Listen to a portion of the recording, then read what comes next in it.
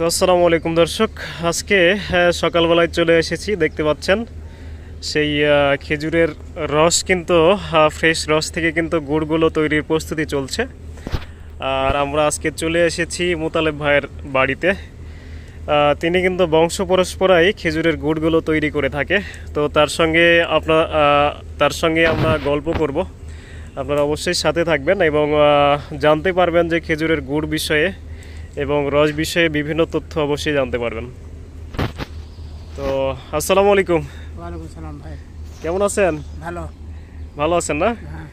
খেজুরের রস তো জাল হচ্ছে দেখা যাচ্ছে। তো আপনার আসলে কয়টা খেজুরের গাছ আছে? আমার 25টা। 25টা? আচ্ছা আচ্ছা, আপনারা কি বংশ পরম্পরায় খেজুরের গাছ লাগান? বংশগত তো গাছ আছে আমাদের। তাই না? হ্যাঁ। তো আপনারা কি খেজুরের খাঁটি গুড় তৈরি করেন? খাঁটি গুড় তৈরি করেন না? হ্যাঁ। আচ্ছা আচ্ছা, তো একটু এদিকে আসেন, যেহেতু ধোঁয়া লাগছে। তো খেজুরের খাঁটি গুড় অনেকেই বলে যে ভাই হচ্ছে যে আমরা তো খাঁটি গুড়গুলো খেতে পারছি না। বাজার থেকে যে গুড়গুলো আসছে সেগুলো হয় অতিরিক্ত হাইড্রোস অথবা অতিরিক্ত চিনি বা দুইটাই দেওয়া থাকছে। তো সেক্ষেত্রে আসলে আপনি খাঁটি গুড় কিভাবে খাওয়াতে পারেন লোকজনকে? ভাই আমাদের বাসায় ধরেন শনিবার দিন লোক আসছিল ঢাকা থেকে। আচ্ছা, বুঝছেন? হ্যাঁ। আসি ধরেন খেজুর গুড় আসল ছিল, খেদা দেখি গুড় রস বাইন দিলে ঢাকা শনিবারে চলে গেছে। হ্যাঁ, আবার আসবে আপনার ডিসেম্বরের 10-12 তারিখে আসার কথা আছে। গোটা ফ্যামিলি আসে। তার মানে আপনার গুড়ের একটা সুনাম আছে, যে কারণে বিভিন্ন জায়গা থেকে লোকজন আসে আপনার গুড়গুলো খায়।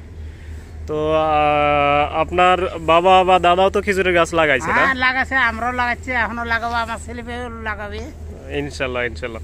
তো আপনার কাছে জানার বিষয় যে খেজুরের গুড়ের যে একটা ঘ্রাণ আছে, হ্যাঁ, অনেকেই বলে যে আগের মতো যে খেজুরের গুড়ের ঘ্রাণটা পায় না, এবং গুড়ের যে কালারটা আছে সেই কালারগুলো কিভাবে তৈরি হয় এবং গুড়ের যে আগের যে ঘ্রাণটা পেতে হলে আসলে কিভাবে গুড় তৈরি করা উচিত? আপনার গুড়ের দিলেন জুল হাইড্রোস দেয়াই লাগবে, কম বেশি হাইড্রোস দিলে গুড়ের ঘ্রাণটা হয় বেশি না? মানে ফিটকিরি যদি আপনি কম চুন কম দেন তাহলে ফিটকিরি কম লাগবে, হাইড্রোস কম লাগবে। তাই? হ্যাঁ। আচ্ছা আচ্ছা, আপনি চুনের পরিমাণে দিতে হবে, হাইড্রোস ফিটকিরি লাগবে। আচ্ছা আচ্ছা, তো আসলে খাঁটি গুড়গুলো তৈরি করা হলে সেই গুড়ের কালারটা কি খুব মানে লাল টকটকে হয়, এরকম হয় বা বেশি লাল হবে না? বেশি লাল হবে না খাঁটি গুড়টা বেশি লাল হবে না, একটু মানে। আর দানাটা কেমন হবে? দানা চিকন হবে। দানা চিকন হবে। আচ্ছা, আপনি আসলে খুব গুরুত্বপূর্ণ একটা তথ্য দিয়েছেন।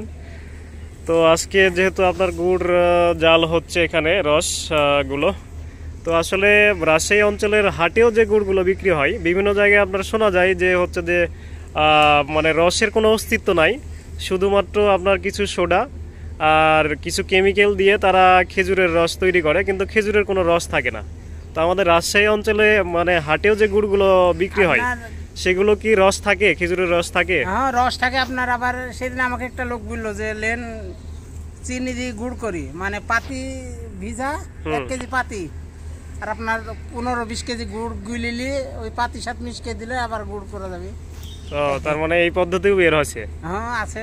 আচ্ছা আচ্ছা, তো অবশ্যই সচেতন হওয়া উচিত। তো দর্শক বুঝতে পারছেন যে হাটে আসলে বিভিন্ন পদ্ধতিতে গুড়গুলো তৈরি করে বিক্রি করা হয়, যে কারণে আপনারা একেবারে খাঁটি ফ্রেশ গুড়গুলো খাওয়ার জন্য, যেহেতু বংশ পরম্পরায় মোতালেব ভাই খেজুরের গুড়গুলো তৈরি করে, সেহেতু কিন্তু তার বাড়িতে এসে আপনারা রাজশাহী দুর্গাপুর উপজেলার গৌরিহার গ্রাম, তো সেখানে এসে নিতে পারবেন অথবা অনলাইনের মাধ্যমে অর্ডার করতে পারবেন। তো আজকে আপনাদেরকে দেখাবো যে পুরো গুড় করার প্রক্রিয়াটি আজকে দেখাবো। তো আজকে আপনি কি গুড় তৈরি করছেন? পাটালি মানে থান না লালি করবেন না? একেবারে পাতলা লালি না দানা লালি? পাতলা লালি করবেন। আচ্ছা, কেউ কি অর্ডার করেছে? না, আমারে লোক খাবেন আসার কথা। আচ্ছা আচ্ছা, লোক আসার কথা, আর বাড়িতেও কিছু খাওয়া যায়, কিছু খাবার করব। আচ্ছা আচ্ছা, তো অবশ্যই আপনারা ঝোলা গুড়টি তৈরি করা দেখবেন। তো আজকে অবশ্যই ঝোলা গুড় তৈরি করে দেখান লোকজনকে নাকি? আচ্ছা ঠিক আছে, ধন্যবাদ আপনাকে।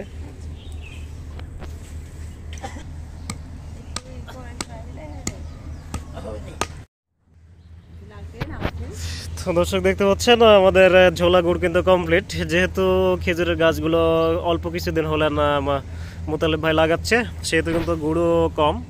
তো এই ধরনের ঝোলা গুড় খাওয়ার জন্য একেবারে ফ্রেশ, কোনো ধরনের চিনি এবং কেমিক্যাল ছাড়া খাওয়ার জন্য আপনারা যোগাযোগ করতে পারেন, এবং দানা গুড় খাওয়ার জন্য কিন্তু যোগাযোগ করতে পারেন।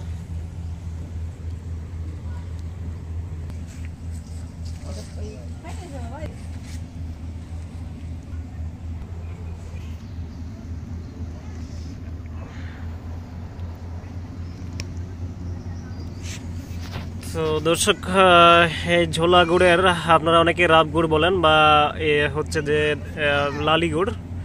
তো এই গুড়ের কালারটা খুব একটা লাল বা কালো হয়নি, তার কারণ ওই কম গুড়ে হচ্ছে যে চুন টুন কম দেওয়া আছে, যে কারণে কালারটা একটু সাদার মতো হয়েছে। কিন্তু গুড়টা মাশাআল্লাহ একেবারে খাঁটি গুড়।